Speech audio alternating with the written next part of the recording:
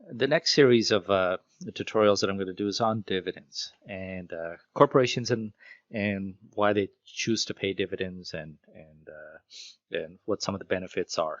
So let's talk first of all how they occur. If you look at the profits of a company, the net income, the company earns some money. They have some options.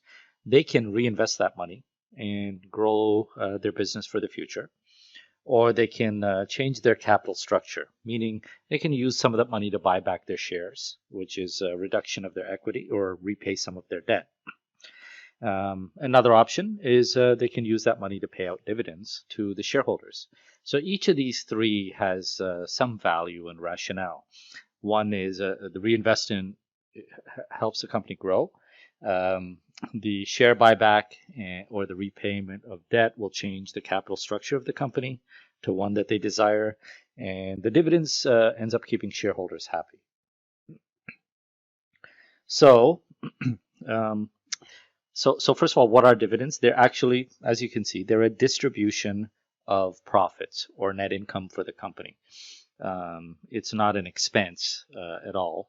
What it is it's money that's been earned by the company, and it's the decision was made by the management team and the board that they would distribute it to shareholders. So as a result, because it's not an expense, it does not show up on the income statement. It shows up on the balance sheet of the company. And so then where would it show up?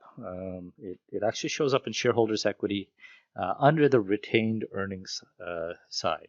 So retained earnings, from an accounting point of view, is all of the money that the company has earned since they started, minus what they've paid out. So a dividend is what they're paying out. So a dividend will reduce your retained earnings, and it goes straight to the balance sheet. So the entry would be to credit cash for the amount of the dividend and debit retained earnings. Okay, so are they good or bad?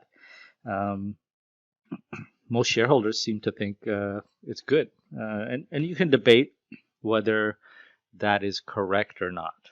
Okay, now the side against that is illustrated by this example. So I'm going to say that you've got company A, and company A uh, has two options. One is that they pay no dividend. The other one is that they pay a 10% dividend, which is a pretty large dividend, but it makes the example go pretty simple. So if I'm an investor and I have $1,000 and I invested um, in the shares of this company, my investment account would show that I have no cash. I put the whole thousand in, and I own stock, which is a common shares of A, worth 1,000. So my total account value, whatever brokerage firm I use, would show as $1,000, and I'm going to use that as a starting point. Okay, so and it's going to be the same for the dividend scenario. So two identical companies, I start with $1,000 in each. Now, there's a 10% dividend paid in at the end of the year for the company that is doing the dividend payment. So what will happen to my investment account? In the company that chooses not to pay the dividend, it's simple. The account doesn't change. I'm assuming nothing's happened. Cash is still zero. The stock is worth 1,000, and my account value or my net worth is still $1,000. But what happens to the company that actually pays the dividend? They paid 10%, so now I have cash of $100. Okay. Unfortunately, the stock value has to fall by the amount of the dividend. So the stock value is no longer 1,000, it's 900. And that means the total value of my account is the same. Okay. Now, if the stock value didn't fall, everyone would just be buying the companies the day before they paid the dividend. So it has to fall exactly by that amount in order to prevent arbitrage or risk-free profits. And most of the time, this time it's very noticeable because I use a 10% dividend. Companies pay, maybe 2 or 3%, and they pay it on a quarterly basis. So it would be 0.75%. So you often don't even see that price move because of the daily market movement. But it does happen. So right now it looks like I'm neutral. It makes no difference whether I got the dividend or not. But I've excluded taxes. What happens when you receive a dividend as a shareholder? You're going to get taxed. And in Canada, at the top marginal rate, it's about 35%. So you will take that $100 dividend income that you got, and you'll have to pay taxes of about $35.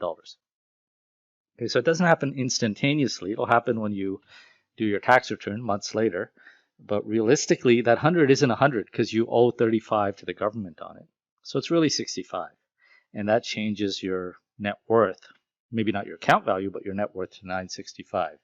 So essentially what the company did was they reduced your net worth by paying you that dividend. And that would argue that from a perspective of a shareholder, a dividend may not be a good thing. But there's other reasons why shareholders want dividends, and we'll talk about those later.